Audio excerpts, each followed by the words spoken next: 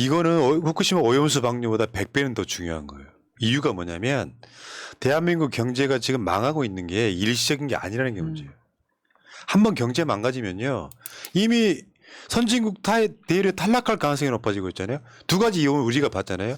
대만한테 20년 만에 역전당한 거. GDP 추월당 20년 만에 일본한테 성장률 역전당한 거. 근데 문제는요. 이게 윤석열과 직접적인 연관이 있다는 걸 한번 보여드릴게요. 우리 경제의 가장 큰 리스크가 미국과 중국 때문이죠. 그렇죠. 근데 외교력이 있다면 미국과 중국 사이에서 균형감 있게 외교를 해야 되는 거거든. 문재인 대통령은 뭘 몰라서 니처럼 말한 게 아니라고. 안보는 미국과 경제는 중국과 왜 한국을 선진국으로 만들어준 건 사실상 중국이거든요. 30년 동안 중국의 그 10억 정도 되는 인구가 한국 물건 엄청 사준 거예요. 결국 윤석열의 그러니까 현재 대한민국의 경제 리스크는 미국과 중국 때문이에요. 미국에다가는 저번에 132조 퍼줬잖아요. 모든 기업들이 가가지고 윤석열이 데리고 가서 공장 지어줬잖아. 한국이 얻은 거는 없어요. 거기다가 무슨 뭐 관련한 법들 하나도 못 바꿨지. 전기차 관련한 거. IRA.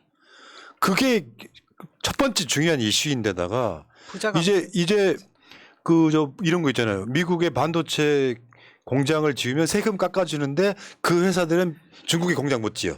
이런 식으로 전쟁이 일어났어요. 한국 경제가 끝없이 추락했어요.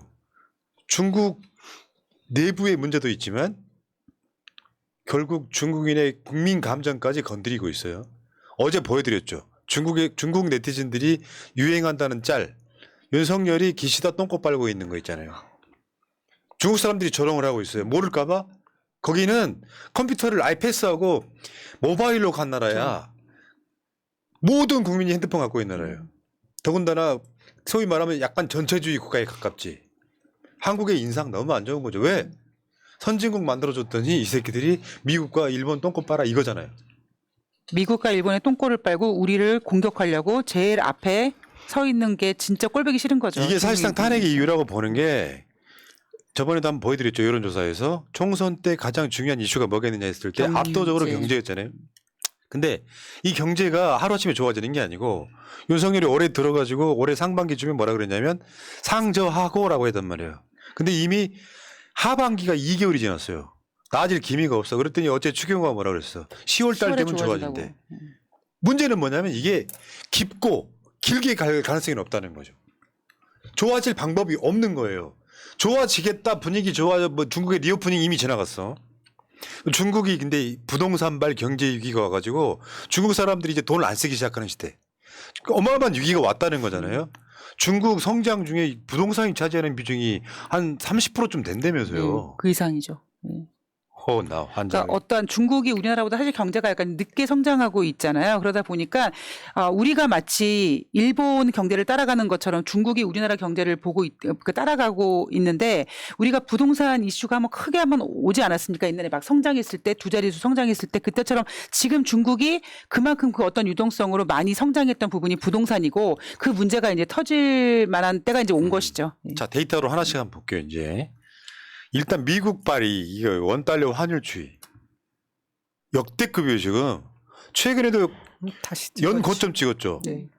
저게 경제 모르시는 분들은 저게 뭔 뜻인가 할 수 있는데 환율 차이가 저렇게 나면 한국 경제는 사실상 지금 저 금리를 못 올리고 있는 이유랑 다 연관성이 있어요. 네. 이따가 설명해 드리고 미국발 경제 위기가 이렇게 시작되는 거예요. 수출입 감소율. 저 그래프 한번 보세요. 마지막에 지금 8월 1월부터 20일까지. 수출도 사실상 나아진 게 없죠. 일시적으로 좋아지긴 했어요. 6월 달쯤에. 다시 떨어지기 시작하죠. 전체 1년 그래프로 보면 쭉 떨어지는 거예요. 수입이 줄어들었다고 좋아하는 사람 있잖아요. 한국은 수입을 해서 수출에 먹고 사는 나라예요. 수입이 줄어들었다는 건 수출할 게 없다는 뜻입니다. 앞으로 더 안 좋아질 거라는 걸. 그러니까 저게 계속 길게 갈 가능성이 되게 높다는 거고요. 근데 중국으로 한번 볼까요? 중국 주요 경제 지표. 올라가는 게 보이긴 하죠. 뭔가요? 청년 실업률. 청년 실업률이 저렇게 되면 한국에 여파가 없을까요? 중국에요. 100만 장자 이상 되는 인구만 4천만 명입니다. 한국 우리나라 인구에 국민만큼. 버금가요. 근데 경제가 안 좋아요. 안 좋은 것 쪽으로는 중국이 굉장히 나빠지고 있는 거예요, 지금. 생산자 물가 상승률 뭐 소비자 물가 상승률 좋았다 나빴다 이렇게 하고 있긴 하지만 중국 자체가 지금 저 상태이기 때문에 상저하고뿐만 아니라 10월 달에도 경제가 좋아질 가능성은 사실상 무해요. 왜? 중국이 차지하는 비중이 수출 수입이 대부분 불과 몇 년 전만 해도 문재인 정부 때까지만 해도 약 25% 정도 됐어요. 26, 24 정도에서 평균 25% 됐단 말이에요. 정확하게 수출 수입 비중이 4분의 1이었다고요. 지금 중국이 수입을 안 하니까 줄어들어서 19% 정도 됩니다. 그런데 여전히 1위예요. 자, 소비재 수출액 추이를 한번 보겠습니다. 소비재 수출액 추이. 전체 수출액 중에 소비재 비중이 올라가긴 했어. 저건 착시 현상인 거죠. 비중이 올라가긴 했는데 소비재 수출액은 떨어지고 있어요. 상반기 때. 한국이 재가공해서 만들어 파는 나라잖아요. 그중에 뭐 반도체라든지 이런 것들이 수출이 부진해가지고 중국 대중국 무역이나 무역 적자가 났었잖아요. 이젠 저거야. 소비재 수출액도 떨어지기 시작했어요. 한국에서 만든 물건, 공산품. 자, 그럼 그거 만들어 파는 회사들 한번 볼까요? 코스피 상장사 실적을 한번 볼까요? 2022년과 23년의 매출액은 올라가긴 했어. 밑에 한번 보세요. 영업이익, 순이익. 영업이익 떨어지고 있고 순이익 떨어지고 있어요. 저 매출액이 살짝 증가한 이유는 워낙 안 팔리니까 기업들이 가격을 다운시켜가지고 일단 팔아보자라는 그러한 그 전략으로 하다 보니까 매출액은 살짝 증가된 거고 그러다 보니까 반대적으로 바로 이제 영업이익이랑 영업이익. 순이익은 감소될 수밖에 없는 거죠. 실질 이익은 그렇죠. 늘어나지 않는 거죠. 그러니까 기업들이 나 죽내는 소리가 나는 거고요. 다 빠진 회사 또 나와요. 근데 이 상황에서도 미친놈들 하나 있죠. 일본 맥주 수입. 이러니 한탄하는 거예요. 이게 일제강점기 때랑 뭐가 달라요. 저 일본 맥주 중에 후쿠시마 인근에서 생산하는 것도 있어. 예. 그러니까 정권을 누가 잡냐에 따라 달라지는 거예요. 문재인 정부 때는 일본과 무역 전쟁하면 국민들이 우우 몰려가지고 불매운동도 하고 그랬어요. 미친놈 하나가 정권 잡으니까 일본 가는 사람들을 왜 그렇게 많아? 일본 맥주 아무 생각 없이 마시는 거죠. 정권에 따라서 달라지는 대부분의 국민들이. 답답합니다. 한중일 경제 성장률 추이 한번 보겠습니다. 보이시겠지만 20년 만에 역전당했다는 성장률이 저겁니다. 한국이 맨 밑에 있죠. 0.6. 일본이 제일 위에 있습니다. 저러고 있어요. 그러니까 윤석열이 외교라는 게 국익을 위한 얘기는 단 하나도 없는 거예요. 하나 더 보여드릴까요? 세계 100만 장자 수를 한번 볼게요. 이거는 전 세계 경제 규모에서 한국이 비슷해요. 한국이 12권 정도 되니까 한국의 100만 장자가 저거 단위가 만 명이죠. 만 명. 125.4만 명. 100만 장자면 10억쯤 되는 거죠. 10억 이상 되는 사람들이 125만 명 정도 돼요. 근데 전 세계 경제 비중이랑 비슷해. 근데 다른 거 한번 볼까요? 윤석열 찍었던 사람들. 연령대별 소액 생계비 대출 미납률. 그러니까 소액 생계비 대출을 했는데 지금 연체하고 있는 사람들. 제일 많은 게 20대. 현실이 이렇단 말이에요. 내가 윤석열을 찍었지만 윤석열 때문에 가장 어려운 상황을 살고 있는 거예요. 저게 한번 봅시다. 20대들이 노량진에서 공무원 시험 준비한다고 가는데 공무원들을 아예 안 뽑잖아요. 노량진 지금 완전 파탄 나고 있어요. 그래서 막 고시원 짓고 원룸 지었던 사람들이 방에 앉혀서 난리가 나는 거야. 기업들이 일자리 안 만들잖아요. 기업들 불러다가 예를 들어 세금은 깎아주는데 기업들 불러다가 일자리 만들라는 이야기를 안 해요. 그러면 20대들이 직장을 못 구하고 그러니까 연체율이 제일 높은 거야. 그래서 한국 경제가 깊고 오래 저성장 고착화가 되면 한국 경제 진짜로 망하는 시점까지 이제 온 거예요. 그리고 여기엔 없는데 또 하나 지금 한국 경제 가장 큰 문제가 뭐냐면 한국이 지정학적 리스크입니다. 아까 맨 처음에 중국과 미국 사이에서 우리가 참 줄다리기를 잘하면은 성장할 수 있는 분위기인데 우리나라는 지정학적 그 위치가 굉장히 위험하다 보니까 윤석열이 지금 뭐 사실적인 느낌적인 핵경우 이런 얘기하면서 선제 타령하고 있고 북한을 적으로 두고 있다 보니까 지정학적 리스크가 굉장히 부각되고 있는 부분이 대한민국 경제 발목을 잡고 있는 거죠. 지금 아까 보여드렸던 그래프 있죠. 연합뉴스가 제공해 준 건데 최근 2, 3일 안에 만들어진 자료예요. 옛날 게 아닙니다. 근데 자, 중국 경제가 부진이 장기화되면 한국 경제에는 치명적입니다. 왜냐하면 200여 개 국가들 중에 수출 수입이 차지하는 비중이 20%인 거잖아요. 19점 몇 프로니까. 이게 망가지면 덩어리가 엄청 커지는 거예요. 우리나라 얼마 전까지 우리나라 반도체 수출이 차지하는 비중이 약 15%쯤 됐거든요. 금액으로. 그래서 반도체 수출이 15%이던 게 13%로 떨어지니까 무역 적자가 생기고. 중국과의 관계를 좋게 만들어서 한국산 조화가 돼야 되는데 앞장서가지고 바이든이 시진핑 째려보니까 윤석열이라는 모자란 놈 하나가 시진핑 아구통 날린 사건이에요. 지금 이게. 자, 그리고 지금 원달러 환율이 연고점 찍었잖아요. 어저께인가 연고점 찍었어요. 가장 차이가 많이 나요. 그럼 어떻게 되냐면요. 수입 물가가 올라가요. 걔네들은 한국 돈을 받으려고 오는 게 아니잖아요. 달러를 받으려고 오는 거잖아. 그러니까 수입 물가가 엄청 올라가요. 그러면 수입 물가가 올라가면 내 원가가 제조 물가가 올라가겠죠. 원가가 올라가겠죠. 그러면 가격이 비싸지는 거예요. 그래서 적당하게 따라가야 되거든요. 근데 한국에서는 미국을 못 따라갈 수가 없어. 왜? 금리를 올려야 되는 상황이 오면 진짜로 도미노 파탄이 날까 봐 못 올리는 거예요. 하는 총재도 미쳐버릴 거예요, 지금 상황이. 그러니까 이 허접한 전문가들이 어떻게 쉴드를 치냐면 원화 가치가 떨어지니까 대한민국은 수출국이니까 수출로 먹고 살 수 있다 이런 얘기 하는데 지금 우리가 계속 얘기했던 것처럼 일단 중국 시장이 망가졌고요. 거기에다가 우리나라가 뭐 어떤 제품을 만든다 이제 대부분 우리나라가 수출해서 판매하는 그 제품들이 어느 정도 전 세계적으로 평등화되어 있기 때문에 우리가 중국 시장을 놓치면은 정말 엄청난 피해가 예. 오게 되는 거죠. 자, 그리고 여러분들이 지금 이제 여름이 끝나가는데 에어컨 많이 쓰셨죠? 예? 여러분, 올해 전기료를 3번 올렸어요. 그러니까 지금 여름이라고 총선 의식해서 여름 직전에는 전기요금을 안 올렸어요. 그래도 이미 상반기 때 올린 요금이 있기 때문에 지금 에어컨 등 비용이 얼마나 나올지는 아무도 모르는데 8월 달 어마어마하게 더웠고요. 근데 진짜 중요한 게 뭐냐면은 길거리 지나가면서 여러분 이런 현수막 보신 적 있을 거예요. 한전에서 건 현수막. 지금 적자 200조. 전기료 올려야 된다. 다 거짓말입니다. 왜 거짓말이라고 이야기를 하냐면 전기, 수도, 가스 이런 건 공공재여서 기본적으로 어떤 정권이나 정부가 막아주는 게 있는 거예요.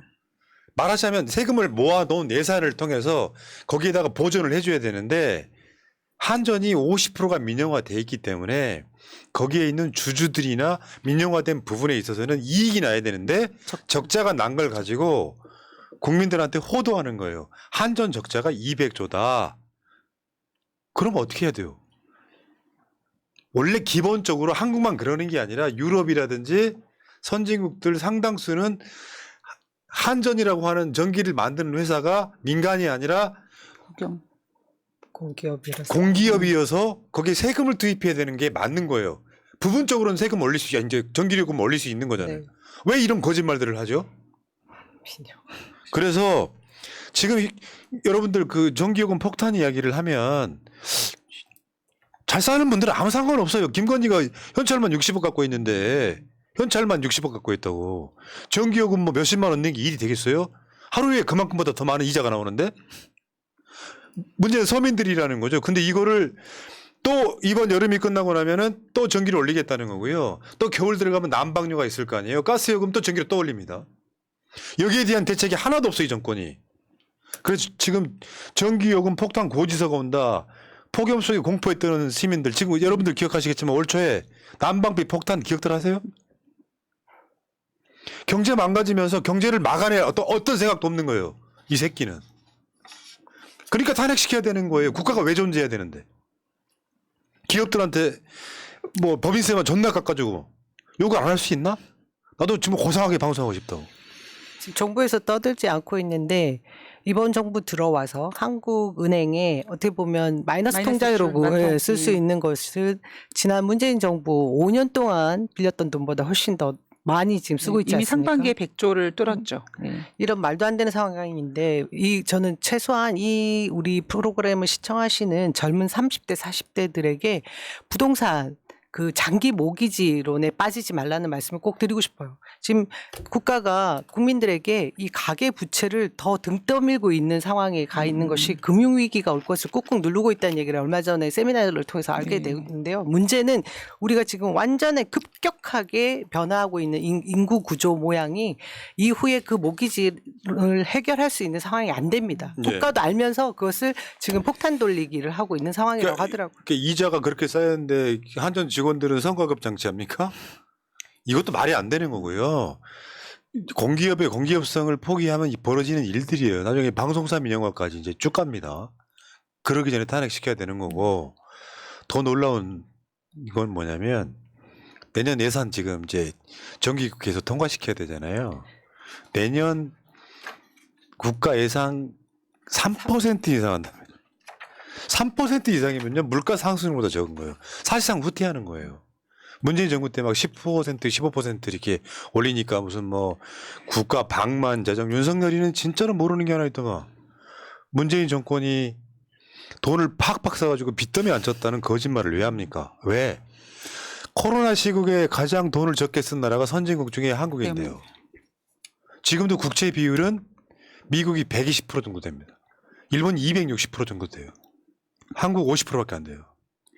왜 거치 선동을 합니까? 그러니까 지금 점심 전에 말씀하셨던 것처럼 지금 이 정부가 무슨 짓을 하고 있냐면 내년 총선 전까지 지금 튀어나오고 있는 모든 금융에 관리된 문제를 좀 다 누르고 있단 말이에요. 총선 때문에. 근데 제가 아까 지금 대한민국의 마지막 골든타임이라고 말씀드린 게 지금 대한민국의 어떤 기초 체력이 내년 총선 이후 때까지 버틸 수가 없을 겁니다. 그래서 아마 지금이 가장 정말 탄핵의 시간이 딱 맞는 게 아닌가, 더 망가지면 안 된다라는 생각을 하게 되는 거죠. 저게요. 정말 철학적인 이야기고 원론적인 이야기지만 여러분들 심각하게 피부로 느껴보세요. 내가 국가의 세금을 내는 이유요. 그 이유는 국가의 존재 이유인 거고요. 국가가 필요한 이유인 거고요. 근데 윤석열이 하는 짓 보세요.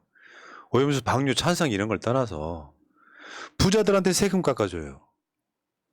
그래놓고 재정 덜 쓴다고 하면서 진짜로 국가에 필요한 것 중에 하나가 시민단체거든요. 국가가 못하는 것들을 해야 되잖아요. 시민단체 보조금은 깎아버린다고 하면서 지지하는 관변단체는 보조금을 올려주잖아요. 앞뒤가 안 맞는 새끼. 국민 세금 아낀다고 거짓말하면서 특활비는 펑펑 쓴 새끼.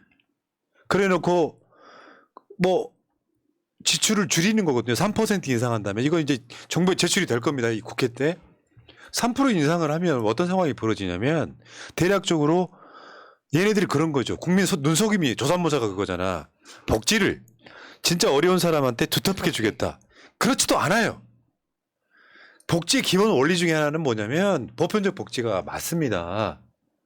선별하는 비용 때문에 그래요. 조금 잘 사는지 못 사는지가 아니라 웬만한 복지는 보편적 복지로 가는 게 맞고요. 거기다가 진짜로 어려운 사람들한테 두껍게 가는 게 맞는데 보편적 복지 원리를 다 없애버리고 진짜 어려운 사람한테만 줄 거야 이렇게 된단 말이에요. 근데 정확한 구분선이 있냐고. 여기서부터는 복지해야 되는 어려운 진짜 완전히 취약계층이 있다고 칩시다. 그럼 이 사람들이 국가의 지원을 받잖아요. 그러면 그 경계선에 있는 사람보다 더 잘 살게 돼요. 어디까지 할 거냐고. 그러니까 복지 개념 개념도 모르는 놈들이 이 예산을 완전히 이제 줄이는 방식으로 가갖고요. 어떤 식으로 또 선동을 하느냐. 공무원 숫자 줄인다고 해요. 그러면 이 측들은 박수를 치겠죠. 우리는 기업으로 따지면 세금을 내고 사용료를 내고 공무원의 서비스 받아야 되는 국민인 거예요. 근데 공무원 수를 줄여요. 어떤 건 응대해야 되는 게 숫자가 10명이 필요한데 2명밖에 안 받아. 직접적으로 민원 제기도 힘들어요. 그런 나라로 가고 있는 거예요. 아주 단편적인 예예요. 복지는 당연히 줄어듭니다. 저거를 좀 어려운 말로 사회 안전망이라고 해요. 이게 점점점 줄어들어요. 그래서 양극화가 심해지고 잘 사는 사람만 잘 사는. 그래서 우리 잘 사는 사람만 잘 살기 위해서 세금 깎아주는 거예요. 우리 돈 더 모으려고. IMF 때 대한민국 사회에서 있는 놈들은 돈 더 벌었죠. 그러니까 저도 일부러 지금 기득권들이 대한민국을 망가뜨리는 게 아닌가. 우리가 왜 경영에 관련된 그 이름 중에 이제 적대적 M&A라고 그런 단어가 있는 것처럼 오히려 대한민국을 아주 싼 가격으로 아주 망가뜨려 놓고 자기네들이 더 자산을 늘리는 기회를 삼는 게 아닌가 그런 생각이 예. 드는 거죠. 자, 알겠습니다. 1분 여기까지 하시고 오늘 빨리 진행해야 되니까.